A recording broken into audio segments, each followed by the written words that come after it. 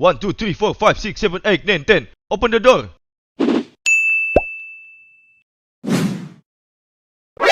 NANI?!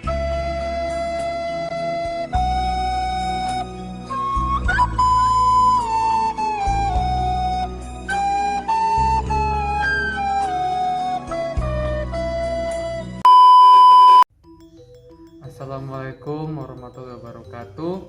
Shalom, Om Swastiastu, Namo Buddhaya, salam sejahtera bagi kita semua. Perkenalkan, saya sini Bransi Muleroy dan saya dari kelompok 3 yang akan menjelaskan tentang kebijakan pajak Indonesia terhadap krisis di masa pandemi COVID-19. Seperti yang kita ketahui bersama, bahwa pada akhir tahun 2019 dan juga beberapa sampai saat ini terjadi fenomena krisis pandemi yang disebabkan oleh virus COVID-19 yang merebak kemana-mana. Dan dengan krisis pandemi ini, maka terdapat banyak masalah dan juga tekanan-tekanan yang dimana banyak masyarakat di seluruh negara dunia terpaksa untuk merubah tatanan hidup mereka, termasuk juga di Indonesia. Maka dari itu, dengan menyikapi tekanan-tekanan ekonomi, sosial, dan juga budaya yang terjadi di Indonesia, maka pemerintah pun juga membuat kebijakan-kebijakan baru, termasuk kebijakan pajak. Pemerintah telah melakukan segala cara untuk mengurangi dampak yang terjadi di masa pandemi ini.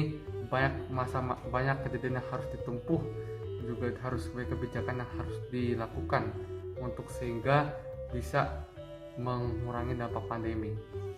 Peran pemerintah dapat dibedakan menjadi 3, yaitu yang pertama sebagai pengatur, kedua sebagai produsen, yang ketiga sebagai konsumen.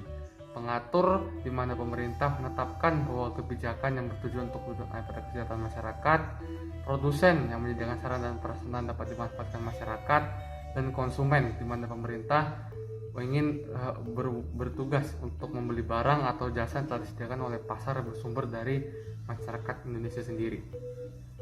Dan juga adanya kebijakan perpajakan yang sangat dibantu wajib pajak, terutama pelaku usaha, tentu sangat diperlukan, di mana ada kebijakan yang berupa kebijakan penurunan tarif pajak pendapatan. Wajib pajak padan ini merupakan pernyataan kebijakan langsung yang dilakukan oleh pemerintah dengan tujuan langsung untuk membantu wajib pajak yang terkena dampak COVID-19. Penurunan tarif pajak pendapatan ini diterbitkan oleh pemerintah demi menunjang penanganan pandemi ini untuk memicu agar dampak dari pandemi ini berkurang. Dan juga ini telah diatur melalui peraturan pemerintah pengganti Undang-Undang Nomor 1 Tahun 2020 tentang Kebijakan Keuangan Negara dan Stabilitas Sistem Keuangan untuk penanganan pandemi COVID-19, dan dalam rangka menghadapi ancaman yang membahayakan perekonomian nasional dan stabilitas sistem keuangan yang diterbitkan yang berlaku sejak tanggal 31 Maret 2020 dan diperjelas dengan Peraturan Direktorat Jenderal Pajak PR8 PJ 2020. Perkenalkan, saya Luciana Dewi. Di sini saya akan melanjutkan pembahasan mengenai manfaat pajak bagi wajib pajak selama pandemi. Dalam menghadapi pandemi, pemerintah Indonesia sudah memberikan beberapa kebijakan, termasuk kebijakan fiskal yang ditetapkan pemerintah dengan tujuan untuk meningkatkan dan mempercepat arus keuangan, barang, dan produksi agar tetap stabil. Kemudian adanya Peraturan Menteri Keuangan Nomor 44 Tahun 2020 tentang insentif pajak bagi wajib pajak yang terkena dampak pandemi COVID-19 telah disahkan dan mulai berlaku pada 27 April 2020. Pada pasal 21, insentif pajak penghasilan dibayar oleh pemerintah. Dalam hal ini memberikan keuntungan bagi wajib pajak, yakni menerima tambahan penghasilan dengan membayar pajak penghasilan yang telah dipungut langsung kepada wajib pajak pegawai tersebut. Kemudian ada pajak penghasilan, ini ditujukan bagi wajib pajak yang peredarannya kurang dari 4,8 miliar berupa pajak penghasilan dengan final sebesar 0,5% yang dibayarkan oleh negara atas total peredaran bruto. Dari manfaat ini, wajib pajak UKM mendapatkan kemampuan untuk berinovasi dalam usahanya dan bertahan di tengah pandemi. Insentif pemerintah dapat membangun tambahan modal usaha. Kemudian ada insentif pajak pasal 22 tas impor. Di sini wajib pajak yang menerima insentif pajak penghasilan dari pasal 22 tentang impor berdasarkan manfaat pasal tersebut. Manfaatnya yakni dapat menjual produk Indonesia kepada masyarakat dengan harga yang lebih terjangkau. Kemudian ada insentif atas angsuran pajak penghasilan Pasal 25 yakni pemerintah memasukkan 846 bidang usaha dalam daftar kode KLU yang berhak mendapatkan potongan 30%.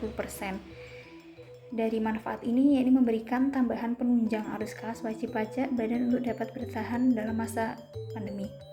Kemudian ada insentif pajak pertambahan nilai atau PPN, yakni pengembalian permulaan atas pajak sebagai pengusaha kena pajak berisiko rendah atau PKP diberikan oleh pemerintah untuk mereka yang memenuhi kriteria. Manfaatnya bagi wajib pajak yakni mengimpor barang, itu pengembalian kelebihan bayar PPN yang ditujukan dalam SPT PPN yang dapat menjadi tambahan modal dalam arus keuangan perusahaan untuk mempertahankan kelangsungan usahanya.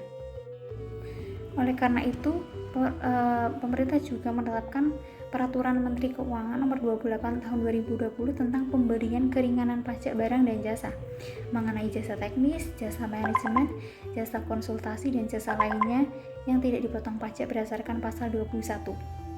Kemudian ada wajib pajak negara dan bentuk usaha tetap yang menerima kompensasi dari pihak tertentu atas jasa atau jasa yang diperlukan dalam rangka penanganan COVID-19. Wajib pajak menikmati pengurangan tarif dan pembebasan pajak penghasilan dibanding dengan yang melakukan bisnis dengan barang atau jasa.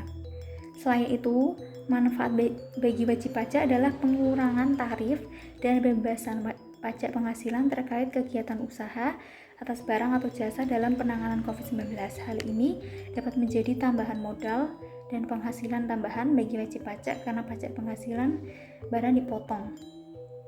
Selama ini menjadi tanggung jawab pemerintah. Sebelumnya, perkenalkan nama saya Senar Gawaluya. Saya akan melanjutkan tentang dampak perekonomian masyarakat di masa pandemi ini. Adapun beberapa dampak besar dari wabah COVID-19 sebagai berikut. Dampak yang pertama yaitu terciptanya pengguna atau daya beli keluarga yang menjadi penggambar 60% perekonomiannya. Dampak yang kedua adalah epidemi, dan dampak ketiga adalah negara peserta merasakan krisis ekonomi yang menyebabkan penurunan tarif komoditas dan berakhirnya ekspor impor Indonesia yang banyak. Selanjutnya, perjalanan ekonomi akibat dampak COVID-19 ini melahirkan kisah bersejarah yang berujung pada beroperasinya keuangan kas negara hingga terjadi 2 kali perubahan anggaran negara dan gagasan untuk mewujudkan perekonomian nasional. Selanjutnya, penurunan aktivitas dan memperlambat pembangunan ekonomi pada triwulan 2 2020 dan berbagai upaya telah dilakukan pemerintah agar mengurangi dampak yang terjadi. Selanjutnya, dampak dari wabah COVID-19 yang tidak terhitung banyaknya membuat dana perusahaan sulit untuk berfungsi. Adapun kompensasi maksimal dari PPh orang pribadi yaitu sebesar 100 juta, wajib pajak badan sebesar 1 miliar, dan pengusaha kena pajak atau PKP sebesar 1 miliar rupiah. Selanjutnya, peran pemerintah dibedakan menjadi 3 bentuk. Yang pertama yakni peraturan, kemudian sebagai produsen, dan terakhir sebagai konsumen. Terdapat macam-macam kebijakan yang dibuat oleh pemerintah, yaitu sejumlah 7 kebijakan berhubungan dengan keringanan pajak yang berkaitan langsung dengan pajak pendapatan usaha perusahaan, pajak pendapatan orang pribadi, dan pajak konsumsi dalam hal biaya impor barang. Tiap sejumlah 2 kebijakan pajak yang berhubungan dengan penanggungan pajak maupun restitusi pajak. Selanjutnya yang terakhir, keuntungan kebijakan bagi wajib pajak adalah pengurangan tarif sampai pembebasan pajak atas penghasilan yang terima wajib pajak yang tujuannya menjadi penghasilan dampak bagi wajib pajak tunggal atau WPOP. Seterusnya seperti penurunan tarif dan pembebasan pajak penghasilan dengan tujuan mempercepat penanganan dampak COVID-19 ini. Terima kasih sudah menonton pemaparan kami. Saya ucapkan terima kasih apabila terjadi salah kata dan tindakan yang kurang berkenan mohon dimaafkan. Wassalamualaikum warahmatullahi wabarakatuh.